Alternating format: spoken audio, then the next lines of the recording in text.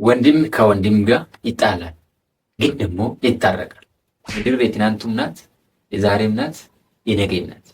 እንደዛ ነው። ጥላቻ ልክ እንደ እሳት መድረሻው አይታወቅም፣ ነገር ግን የሚነሳበት ቤት ይቃጠላል፣ ቀጥሎ ማህበረሰቡን ያፈርሳል።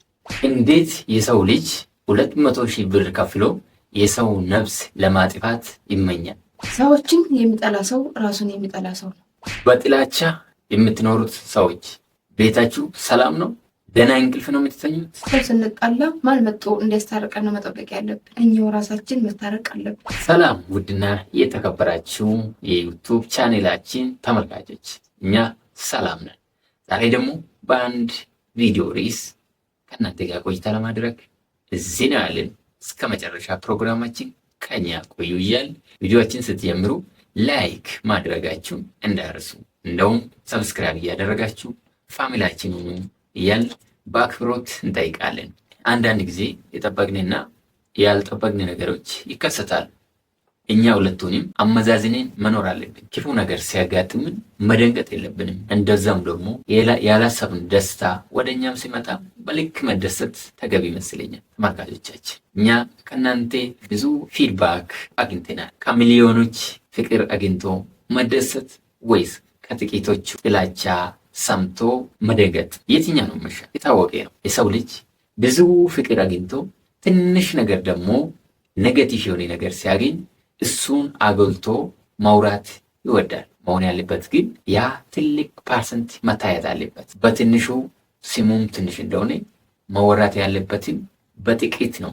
እንደውም ደግሞ መወራት የሌለበት ነገር እንደዛ እናምናለን። እኛ እስከ ኖርን ድረስ በፍቅር መኖር እንዳለብን ከዚህ በፊትም አውርተናል።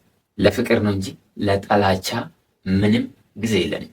እኔና ሰላም ምን እንደሚጠቅምን ጠንቅቀን እናውቃለን። እግዚአብሔርም ደግሞ ከኛ ጋር ነው። ይገርማቸዋል። እኔና ሰላም በፍሌሽ እንኳን ዘረኝነት ውስጣችን የሚጫን ቢሆን ውስጣችን እሺ ብሎ አይቀበልም፣ አይወስድም። ለምን? አየን እኮ የግድ እኮ ዘረኝነቱ ዘረኛ ሆኔኑ ያ ጣሙን ማየት የለብንም እኮ። ዘረኛ የሆኑ ሰዎች እኮ ምን ላይ እንዳለ እናውቃለን። ሄዶ መጨረሻቸው ኪሳራ ነው። ይሄን ያወራነው እኛ በምክንያት ነው። እውነት ነው። የጥላቻን መንፈስ 7 ዓመት ሙሉ ታግሰን እዚህ ላይ ደርሰናል። እኛ አንዴም በዚህ ታውቀናል። መኖር ማለት ምን ይሄ ነው? ያው ለማስተማር ይሄ 7 ዓመት የታገስን እኛ ታግሰን ዛሬ ያው የተለየ ነገር አዲስ ነገር ኑሮ አይደለም። ብዙም ሰው የሚኖረው ህይወት ነው። ግን ሰው ትንሽም ቢሆን ከትንሾች ማለት ከትንሽ ሰው ትንሽም ነገር ቢሆን ይማራል በሚል ነውና ስሙ እንኳን ሲጠራ ጥላቻ ማለት ደስ አይልም።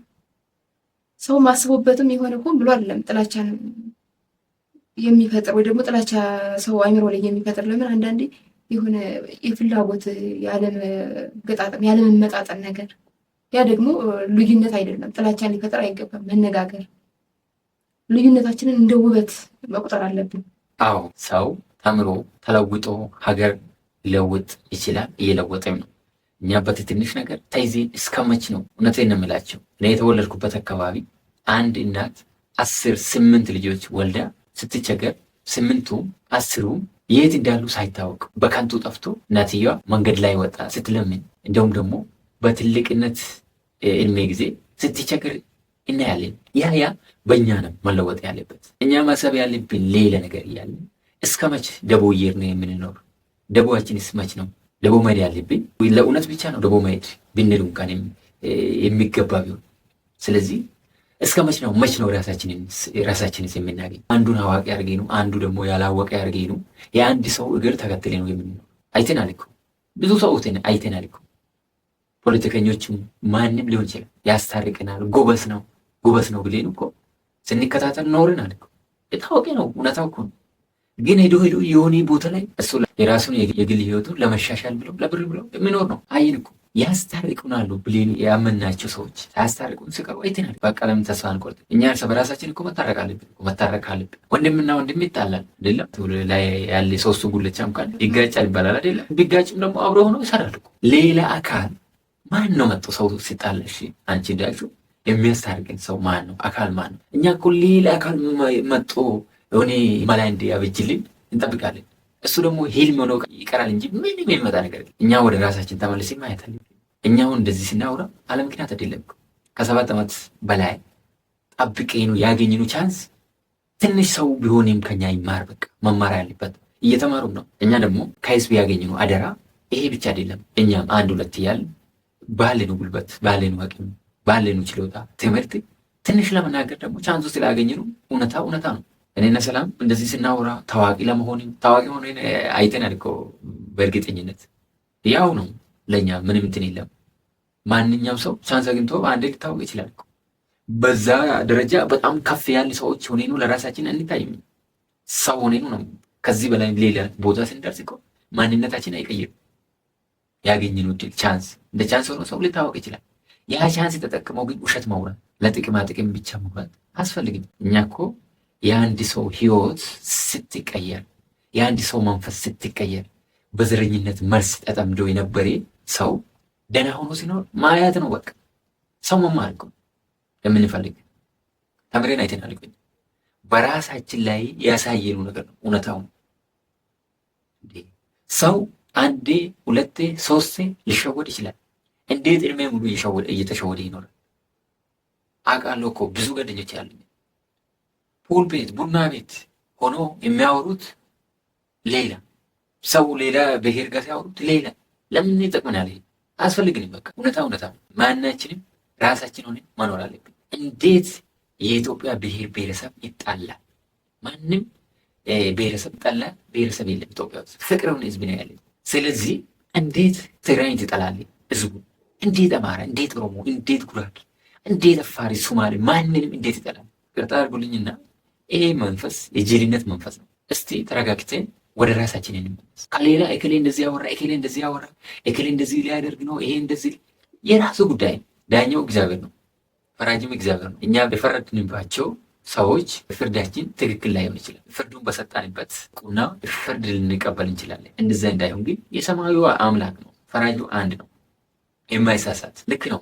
አንዳንድ ጊዜ አውቄኑ ወደኑ ሳይሆን ሳንወድ በግድ ወደዛ የሚገፋፋን ብዙ ነገሮች አሉ። ያ ነገርስ ውጤቱ ምንድን ነው?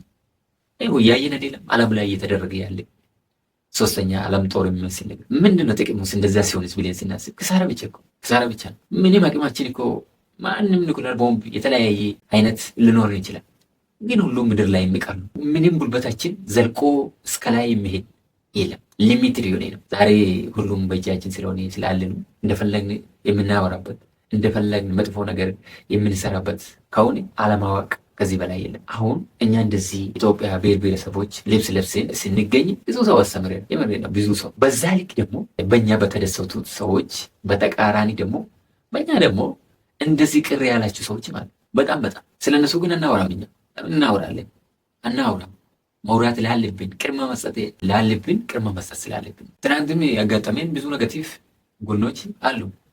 እነሱን ትናንትም አልሰማንም እንኳን ዛሬ ደግሞ በምን ጭንቅላት እንሰማለን? ዛሬ እኮ በሀገራችን ውስጥ ክብር አግኝተናል፣ ፍቅር አግኝተናል። ከዚህ እንዴት ወጤን ወደ ሌላ ማለፍ እንችላለን? አንችልም እኮ አንችልም። እኛ የሰራነው ይሄ ፍቃድ የጠየቅነው ከእግዚአብሔር ነው። ቀጥሎ ደግሞ ከማይንዳችን ጋር ያወራል ምን መሆን እንዳለበት። ታዲያ ዛሬ ማንም በኔጋቲቭ ሳይድ ብንጫጫ ሳይኮሎጂካሊ እኛ በሁለት እግር ቆመናል። ምንም። ስለዚህ ሁሉም ሰው ራሱን ማግኘት አለበት። ቶሎ ወደ ራሱ መመለስ አለበት። ቶሎ ወደ ራሱ። እኛ አዋቂ ነው የተማሪ ሰው ብለን በሰው ተስፋ ማድረግ የለብን። የምሬ ነው።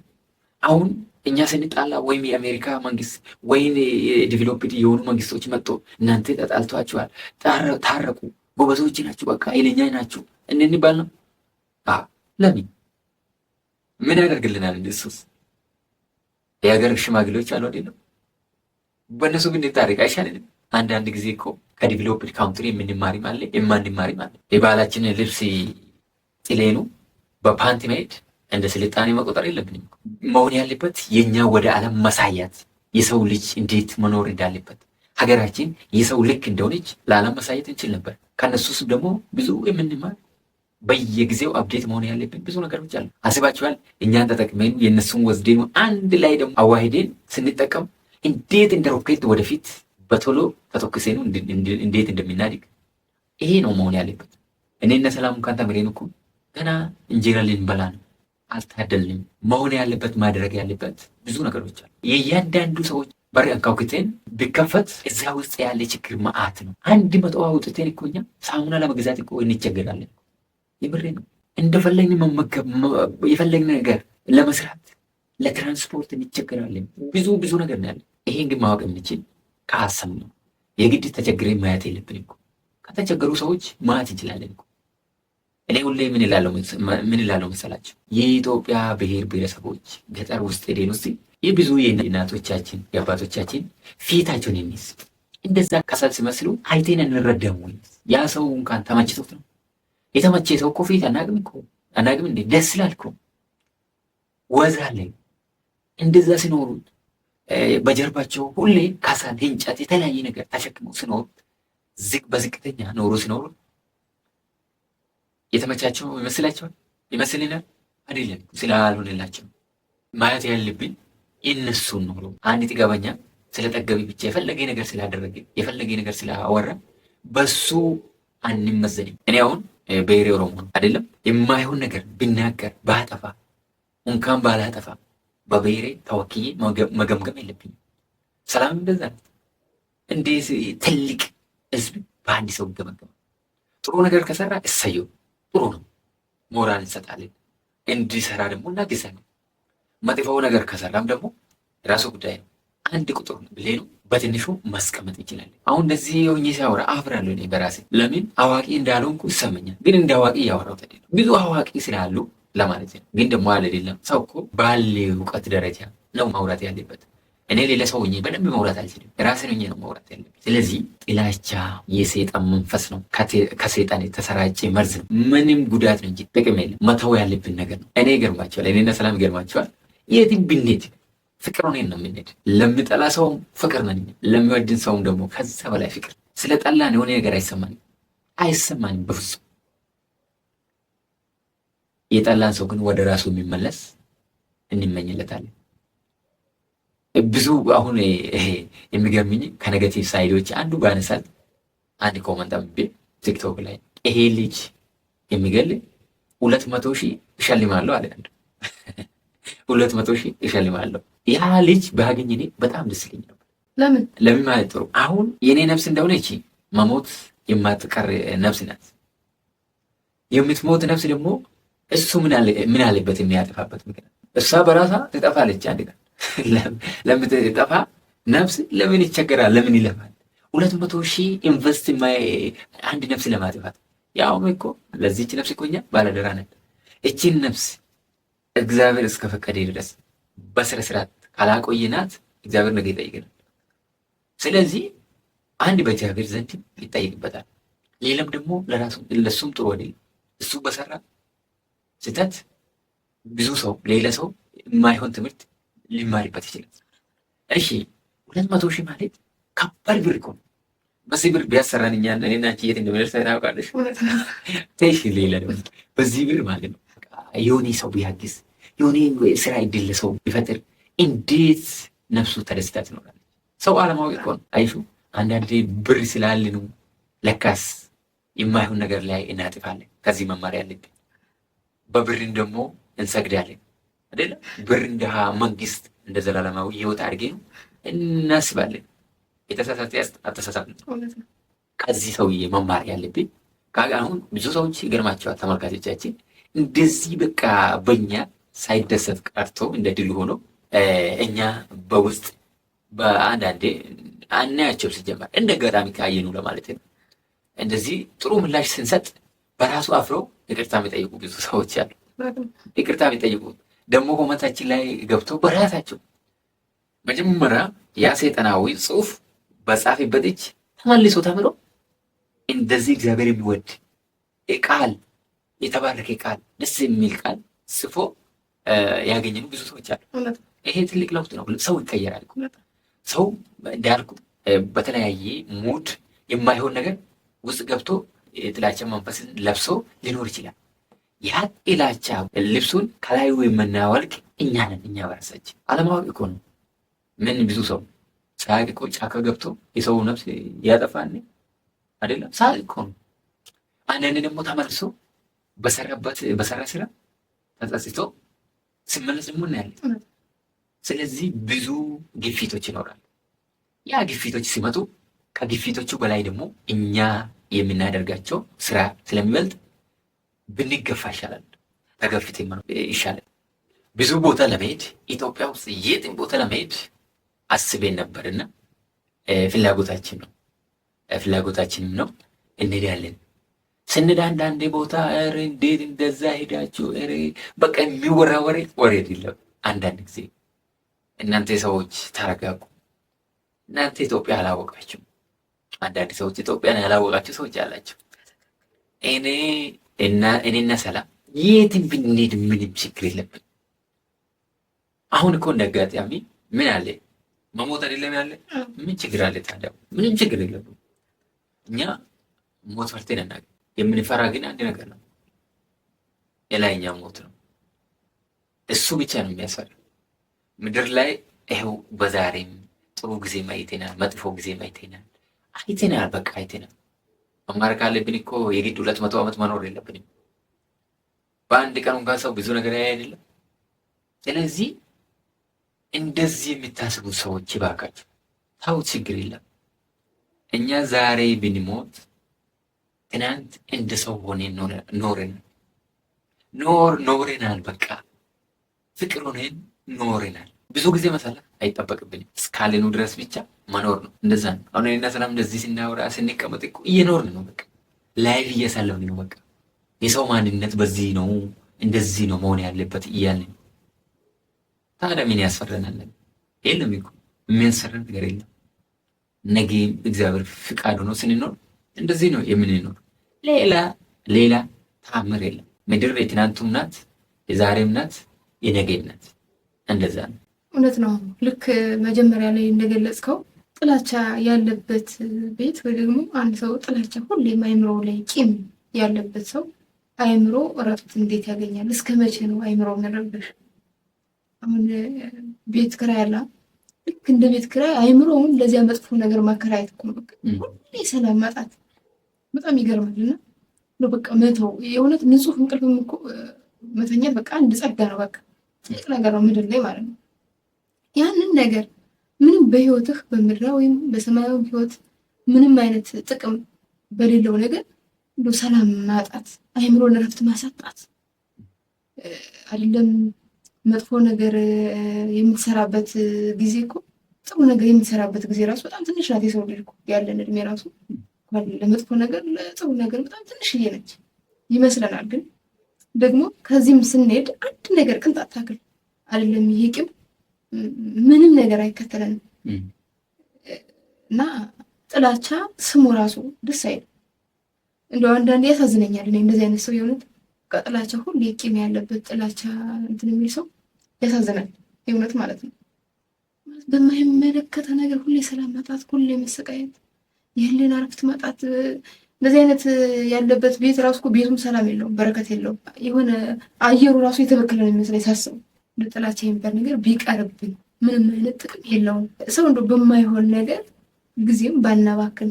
ልክ አንተ እንዳልከው አሁን እኛ ኖረናል፣ በቃ መልካም ምላሽም አግኝተናል።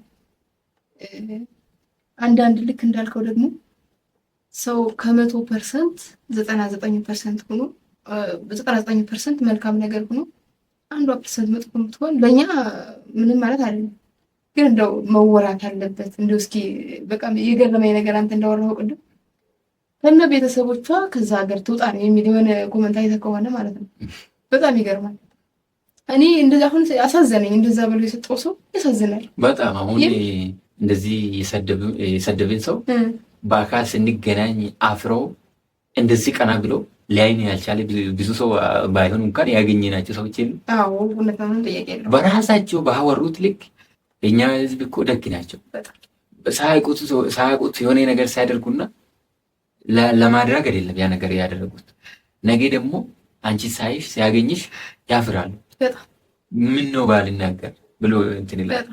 በዘረኝነት የሚኖሩት ሰዎች ትንሽ መንፈሳቸው ያልጠራ ሰዎች ሌሊት ላይ ጮራ ትወጣለች ብሎ የሚያስቡትና የሚያምኑት ሰዎች ናቸው። ምንም ለምንም ለውጥ የለም። በራሳቸው ነው ሲጎዱ የሚኖሩት፣ ወይም ደግሞ ሌላ ሰዎች ያስጎዱ ይኖራሉ እንጂ ምንም ለውጥ የለም። ምንም ለውጥ የለም። አንቺ አሁን ጨረቃ የሚወጣበት ሰዓት ጮራ ይወጣል ብለሽ ስታስብ ምን ለውጥ እንዲመጣ ነው? ምን ለውጥ እንዲመጣ ነው? ምንም በማይጠቅም ነገር ላይ ብቻ ጊዜ ማሳለፍ እንደሆነ ተኝቴን ጊዜ ወጥቴ ማሰብ አለብን። ምንም ጥያቄ የለውም። አንዳንዴ ሳስብ መማር ማለት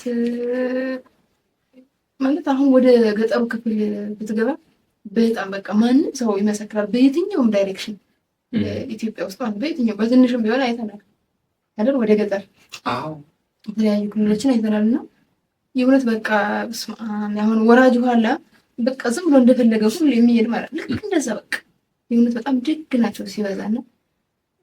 የገጠሩ ሰው ደግሞ ኢትዮጵያ ውስጥ ደግሞ አብዛኛውን አርሶ አደር ነው። ስለዚህ የአርሶ አደር አብዛኛውን መልካም ከሆነ እንግዲህ እየተማርን አወቅን ብለን ነው ማለት ነው። ይሄንን ያልሆነ አስተሳሰብ እኛ እኮ በእግዚአብሔር ብቻ ነው ማመን መመካት ያለብን፣ ባለነው እምነት ብቻ ነው። እኔ ይገርመኛል እኮ አንድ ሰው ቻንስ አግኝቶ እኛንም ሊመራን ይችላል አይደለም? ልጃችን ነው። ጥሩ ነገር ከሰራ እንማሪበት፣ እንከተል። መጥፎ ነገር እየሰራ እስከ መቼ እሱን እግር ተከታትለን እንኖራለን? ነው እንዴ? አንድ አይቴን እኮ ከዛ መመለስ የለብንም ወይ? እሱ ባለ ቁጥር እስከ መቼ ነው በቃ እንደዚህ ያለ እንደዚህ ሆነ? በሱ ህልም እንዴት ነው እየኖርን እድሜያችን የምንጨርስ? በራሳችን ህልም እኮ በራሳችን መንፈስ መኖር የምንችል ሰዎች መሆን አለብን። እውነት ነው። ተመልካቾቻችን እንግዲህ ሀገራችንን ሰላም ያደርግልን። የሰው ልጅ መጀመሪያ ከሰው ጋር ከመታረቁ በፊት ከራሱ ጋር መታረቅ መልካም ነው። ለምን አንድ ሰው ከራሱ ጋር ታረቀ ማለት ረጋ ብሎ ራሱን ያዳምጣል። ምን መቅደም እንዳለበት፣ ምን መዘግየት እንዳለበት ያውቃል። ምኑ ነው የትኛው ነው ጥሩ ዳይሬክሽን፣ የትኛው ነው መጥፎ ዳይሬክሽን ብሎ ያውቃል ማለት ነው። አንድ ሰው ከራሱ ጋር ከታረቀና ከዛ በኋላ ከሰው ጋር ይታረቃል ማለት ነው። ራሱን ካወቀ ከሰዎች ጋር የሚጠላበትም መንገድም የለም፣ የሚያስኬድም ነገር የለም። ምናልባት አንዳንዴ ወጣትነትም ያው ተመምሯል ወይ ደግሞ አውቋል የሆነ ትልቅ ሰው ነው ብለን በሆነች ትንሽዬ ነገር ተከትለን ወዳልሆነ ቦታ እንሄዳለን። ያ ሰው ግን ምናልባት ለራሱም ጥቅም ነው፣ መጨረሻውም ያ ነው። ቅድም በትንሹም ገልጸዋል፣ መጨረሻውም ያ ነው። እና ተረጋግተን ሰው እኮ በአንድ ሰከንድ የሰው ህይወትን ማዳን ይችላል፣ የሰው ህይወትን ማጥፋት ይችላል። ግን ነገሮችን ተረጋግቶ ማየት፣ ያ ደግሞ የሚሆነው ሰው ከራሱ ጋር ሲታረቅ። ወጣቶችም መጥፎ ነገር ከምናስተምር መልካም ነገር አስተምረን ተማምረን ወደ መልካም ነገር ብንል አገራችን ሰላም ትሆናለች፣ ድህነት ይጠፋል፣ ሁሉም ነገር ሰላም ይሆናል። ስለዚህ መልካምነት ከቤታችን እንጀምር፣ ከዛም ወደ ጎረቤት ወደ ሀገር አልፎም ለብዙ ነገር ይሆናል። መልካምነት ከቤታችን እንጀምር። ስለነበረን ቆይታ ከልብ እናመሰግናለን። በያላችሁበት ሰላማችሁ